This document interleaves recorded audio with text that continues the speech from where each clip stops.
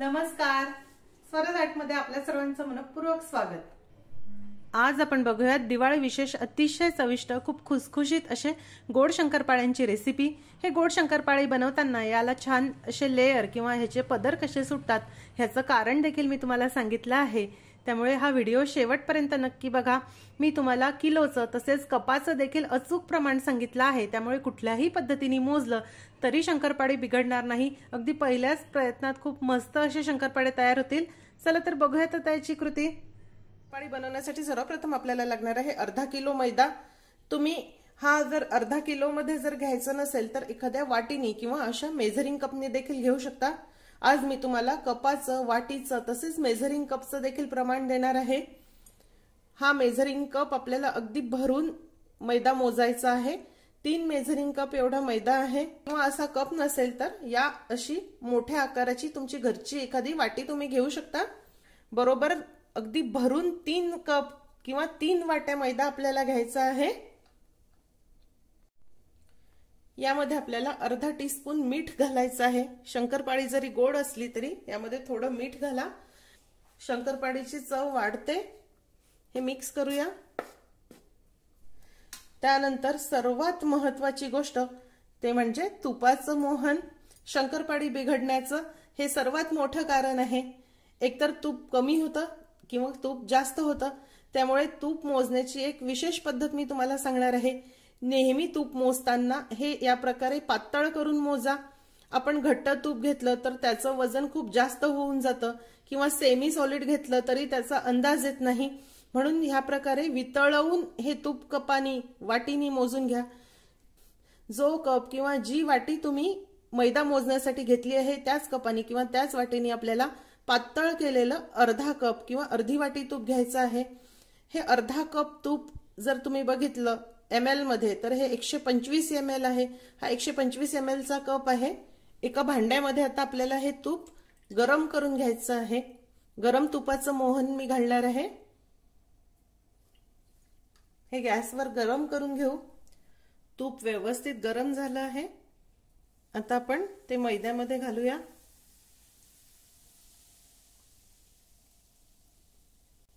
मोहन आणि पाक स्वयंपाकाच्या डिक्शनरीतील अतिशय कठीण वाटणारे शब्द आहे। ह्याचं प्रमाण जर चुकलं तर पूर्ण पदार्थच चुकतो, त्यामुळे हे नेहमी करता व्यवस्थित मोजून घाला।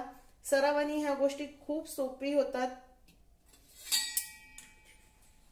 आता आपण हे मिक्स करूया। हे मोहन आपल्याला मैद्याला व्यवस्थित चोळून घ्यायचं आहे। मोहन थोडं गार झालं की आपण हाताने असं हे व्यवस्थित मैद्याला चोळून घेऊ।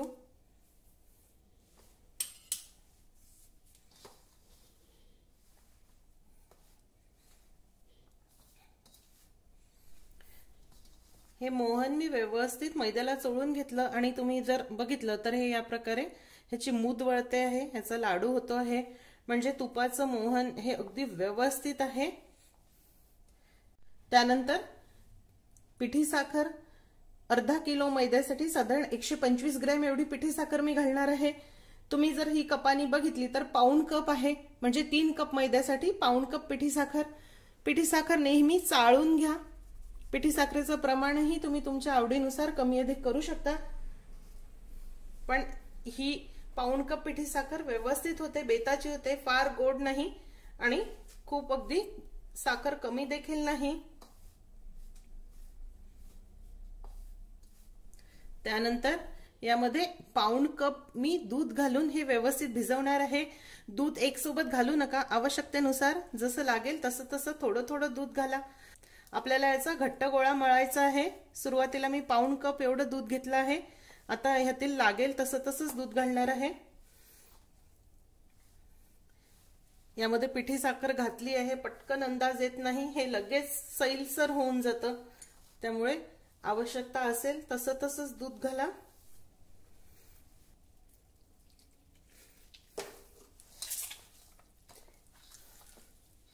हे बघा बरोबर पाऊण कप दूध इथे लागलं आहे।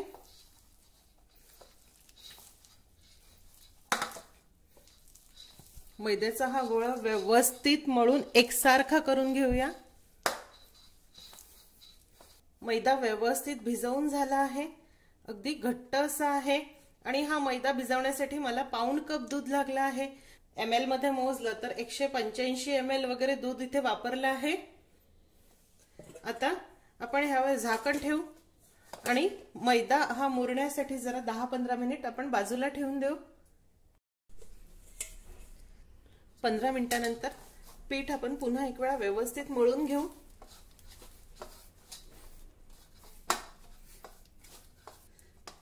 आता ह्याचे आपल्याला 4 भाग करून घ्यायचे आहे। आता आपण शंकरपाळी लाटून घेऊ।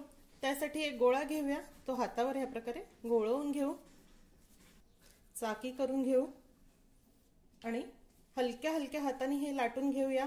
तुम्ही जेवढं हलक्या हाताने हे लाटाल तेवढ्या लेयर्स खूप छान येतात।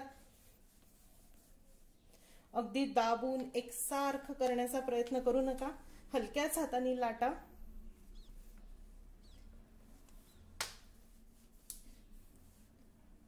या गोळ्यामध्ये दिसणाऱ्या ह्या ज्या भेग आहे, या भेगींमुळेच इथे लेयर्स तयार होतात। त्यामुळे हलक्या हलक्या हाताने आपल्याला हे करायचं आहे। गोड शंकरपाळी ही किंचित जाडसरच ठेवावी, जाडसर ठेवली की ती छान मस्त फुगतात। बघा हे लाटून झालं आहे। आता आपण हे कापून घेऊया, ह्याच्या कडा काढून घेऊ, म्हणजे याला व्यवस्थित आपल्याला चौकोनी कापता येईल। तुम्हाला आवडतील त्या आकाराचे शंकरपाळे कापून घ्या। मी इथे चौकोनीच कापणार आहे, तुम्ही डायमंड शेप मध्ये देखील कापू शकता।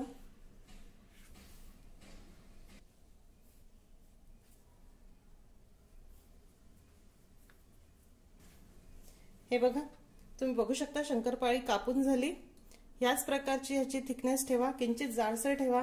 आता ही शंकरपाळी आपण सोडवून घेऊ आणि एखाद्या पसरट ताटामध्ये आपण ही पसरवून ठेवूया। शंकरपाळी तळण्यासाठी इथे मी तेल गरम करायला ठेवलं आहे। शंकरपाळी तळताना आपल्याला मध्यम गरम तेल हवं आहे, खूप कमी नाही आणि खूप जास्त देखील नाही, मध्यम गरम तेल हवं। आता यामध्ये शंकरपाळी सोडूया। तेल जर खूप गरम असलं तर शंकरपाळी वरती करपतात, आत कच्ची राहतात आणि खूप गार असलं, कमी टेम्परेचरचं जर असलं तर ती तेलामध्ये विरघळतात, तेल पितात।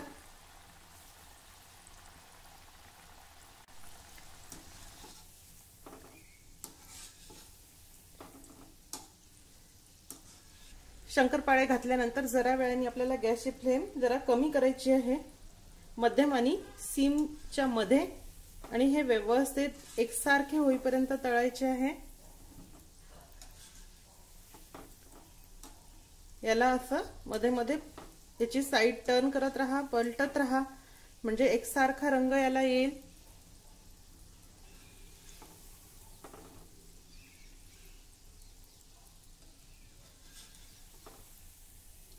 बघा किती मस्त हे शंकरपाळे फुगले आहे। तुम्ही बघू शकता मस्त तांबूस रंग याला आला आहे। आता आपण हे काढून घेऊया।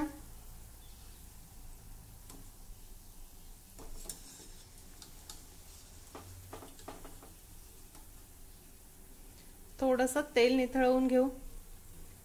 ह्याच्या लेयर्स देखील तुम्ही बघू शकता, खूप मस्त लेयर्स याला आले आहे। हे बघा, जवळून दाखवते।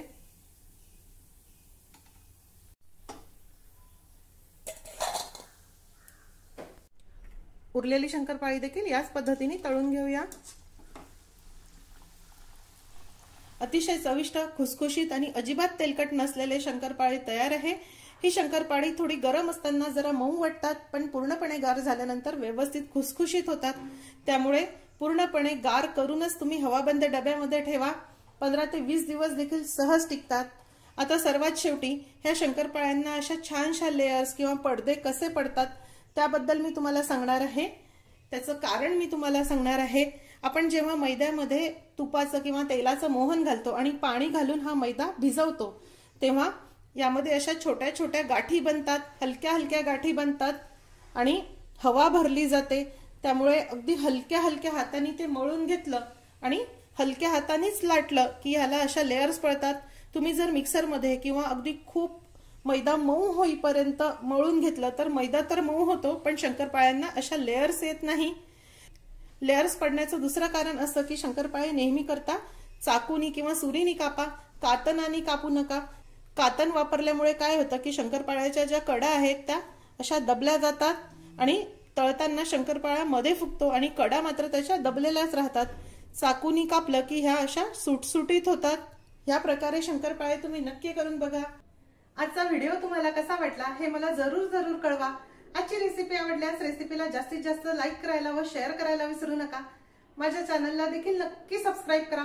अशीच एक छानशी रेसिपी घेऊन भेटूया स्वराजच्या पुढच्या भागामध्ये. तोपर्यंत चवीने खा आणि निरोगी राहा.